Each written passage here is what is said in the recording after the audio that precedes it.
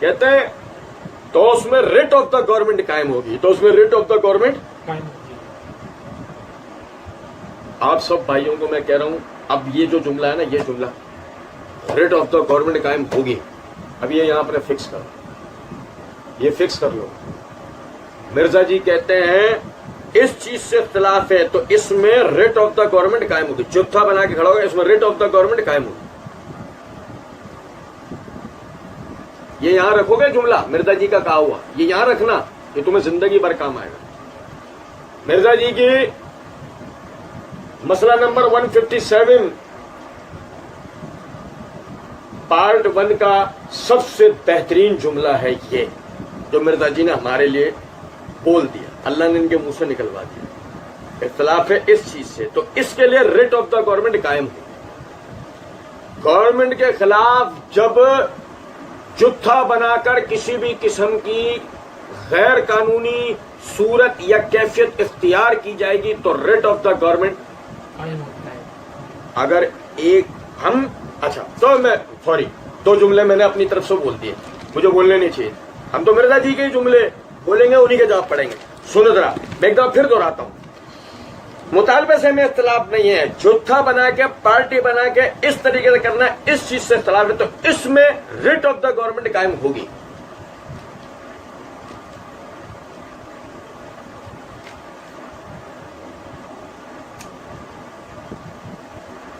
مرزا جی نے سب سے پہلے تو اپنی اسی ویڈیو کے اندر ایک جگہ کہا، میں نے پوری خلافت و ملوکیت میں 2 جملے انڈر لائن کیے ہیں۔ ایک جملہ اس میں سے یہ، انہوں نے کہا حضرت عثمان خلیفہ راشد تھے، خلیفہ اور بادشاہ میں یہ فرق ہوتا ہے، ان کے خلاف پروٹیسٹ ہوا، انہوں نے اپنے لیے تلوار نہیں اٹھائی، اپنی ذات کے لیے شہید ہو گئے، پروٹیسٹ کرنے دیا۔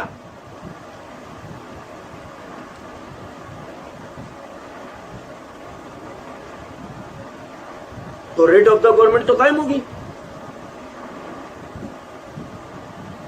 اگر خلیفہ راشد حقیقی خلیفہ راشد، مرزا جی سے مرزا جی اب رسیاں ہی دکھ رہی ہیں یار، سانپ ہمیں دکھ رہی، تم اپنے والوں کو سانپ دکھا سکتے ہو، ہمیں تو رسیاں ہی دکھ رہی ہیں۔ مطلب جب معاویہ اپنے ساتھیوں سمیت قصاص عثمان کا مطالبہ کرے تو علی پہ ریٹ آف دا گورنمنٹ قائم کرنا لازم، اس کے بعد بھی وہ خلیفہ راشد، لیکن عثمان پروٹیسٹرز کے خلاف اگر ریٹ آف دا گورنمنٹ قائم نہیں کرے تو یہ ہے خلیفہ راشد۔ ابے تو کون ہے خلیفہ راشد؟ عثمان ہے یا علی؟ جو ریٹ آف دا گورنمنٹ قائم نہ کرے وہ خلیفہ راشد ہے، یا جو ریٹ آف دا گورنمنٹ قائم کرے وہ خلیفہ راشد ہے؟ آپ ہی بتا دو۔ اصل بات یہ ہے وہاں تھے ان کے اپنے آبا و اجداد، تمہارے ریٹ آف دا گورنمنٹ قائم ہونے دینی نہیں ہے۔ وہاں عثمان تلوار اٹھا نہ لیں، وہاں معاویہ یا علی کا مشورہ مان، آپ کو پتا ہے علی اور معاویہ نے کیا مشورہ دیا تھا؟ انہیں قتل کر دو۔ عثمان رضی اللہ عنہ نے اپنی محبت، جو اپنے مسلمان بھائیوں سے محبت کرتے تھے، آپ راضی نہیں ہوئے تھے اس بات، میں نے معرفت الصحابہ و اہل بیت میں بتایا تھا، آپ سمجھے ذرا اس بات کو۔ کیا بے حس لوگ ہیں، کیا بے حس لوگ، کیا اندھے بہرے لنگڑے لولے مقلدین مرزا کے، اندازہ کر۔ ایک ہی ویڈیو میں عثمان رضی اللہ عنہ کے لیے کہتا ہے انہوں نے چونکہ ریٹ آف دا تلوار نہیں اٹھائی نا اپنے پروٹیسٹرز کے خلاف، تو مطلب یہ ہے خلیفہ راشد۔ ادھر دیکھو معاویہ نے تلوار اٹھا لی، اور ادھر جب علی معاویہ کے خلاف تلوار اٹھا لے تو ریٹ آف دا گورنمنٹ تو قائم ہوگی۔ یہ جہاں تک تو بات ہو گئی، یہاں تک تو بات ہو گئی۔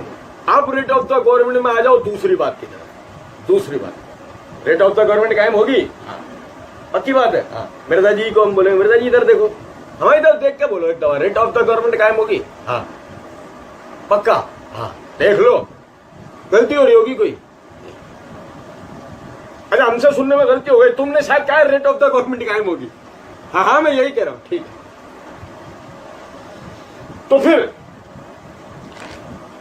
معاویہ جب خلیفہ بن جائیں اور اس کے بعد حجر بن عدی یا کوئی بھی کھڑا ہو گیا گورنمنٹ کے خلاف کوئی کام کرنے لگے اور معاویہ اگر اس کے خلاف کوئی کام کرے، تم کو معاویہ نے ظالمانہ قدم اٹھایا، کیوں؟ ریٹ آف دا گورنمنٹ تو قائم ہو گئی، اور ہمارے وارنٹ نہیں نکلوا دینا۔ بقول تمہارے اگر یزید خلیفہ بن گیا تھا تو کسی کا باپ ثابت نہیں کر سکتا، لیکن بقول تمہارے اگر یزید خلیفہ بن گیا تھا تو اگر حسین اس کے مقابلے میں بیعت لینے کے لیے جا رہے ہیں اور یزید فوج بھیج دے اور قتال کا معاملہ ہو جائے تو غلط ہے۔ ہاں، ریٹ آف دا گورنمنٹ تو قائم ہوگی، ریٹ آف دا گورنمنٹ تو قائم ہوگی۔ مسئلہ یہ تمہارے والے لنگڑے لولے مقلد نہیں ہیں۔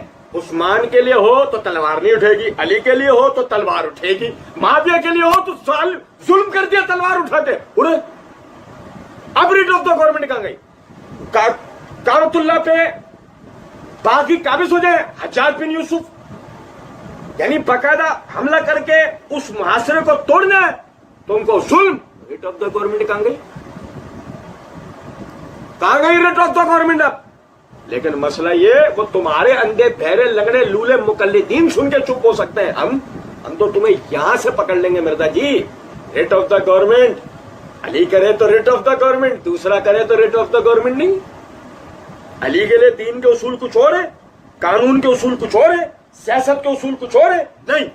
یہ دلو وہ اقرب للتقویٰ، برابری کرو، اللہ کے نزدیک یہی پرہیزگاری کی بات۔ اور اللہ کی قسم